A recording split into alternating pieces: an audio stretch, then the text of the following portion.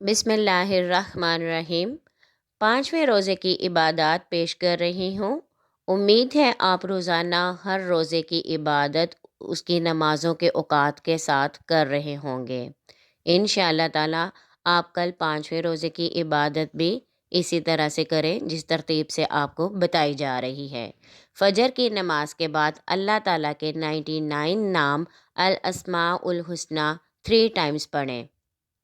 अल्लाह ताला का इरशाद है, अल्लाह ताला के अच्छे अच्छे नाम हैं, सो तुम उसको उन्हीं नामों से पुकारो। और नबी करीम सल्लल्लाहु अलैहि वसल्लम ने फरमाया, अल्लाह ताला के लिए 99 नाम हैं, जो उनको याद कर ले वो जन्नत में जाएगा। और एक रवायत में मन आहसाहा की बजाय मन हाफिजाहा का लफ्ज़ है, यानी जो इनको महफूज कर ले वो जन्नत में जाएगा। नमाज ज़ोहर के बाद आपने दुआए कर्ब व गम 17 टाइम्स पढ़नी है।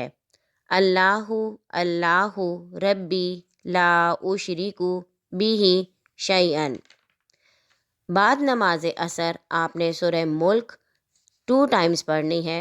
ये थोड़ी सी लंबी है, इसलिए आपने इसको सिर्फ 2 टाइम्स ही पढ़ना है। इसके बाद नमाज मगरिब है, उसमें आपने दुआए मगफ़िरत 200 टाइम्स पढ़नी है।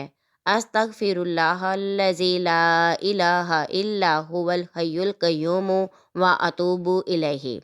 ये वाली दुआए मगफ़िरत आप इसको 200 टाइम्स पढ़ेंगे। इसके बाद नमाज इशा के लिए आपने सलातुत तस्बीह 4 रकत नफल नमाज अदा करनी है। वो सिर्फ़ आपने 1 टाइम ही पढ़नी है।